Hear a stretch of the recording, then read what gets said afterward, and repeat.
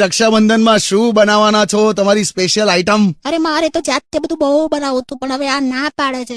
હા તો તું કે કઢીમાં પાસ્તા નાખીને આપું મહેમાનોને તો હું થાય? मतलब वो अलग ही लेवल का बंदा। બધા મારા જેવું ટેવાઈ ના ગયા હોય. બાકી કઢીમાં પાસ્તા તો ના સારા લાગે, સાચું કહું. એટલે ઇટાલિયન કઢી જેવું કોઈ કન્સેપ્ટ જ નથી. પણ એટલે જ બધું હવે તૈયાર જ લાવવાની છું મહેમાનો માટે, ભાઈઓ માટે. જો દહીં પૂરી, મસાલા પૂરી, પાણી પૂરી, ચાટ પૂરી, સેવ પૂરી, ભેલ પૂરી, શ્રીખંડ પૂરી, છોલે પૂરી. આમાં મારી એફડી પૂરી, આ કઈ ડીશ? એફડી ફિક્સ ડિપોઝિટ પૂરી એમ કહું છું.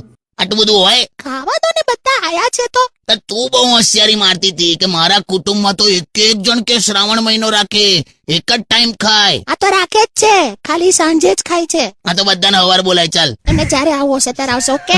અને તું ઓછું ખાજે. આ બહેનોનું છે ને, મેં જોયું છે, મહેમાન આવ્યો હોય ને તો એમને આમ સમોસા ભાવશે કે નહીં એવું ના વિચારે. શું વિચારે ખબર?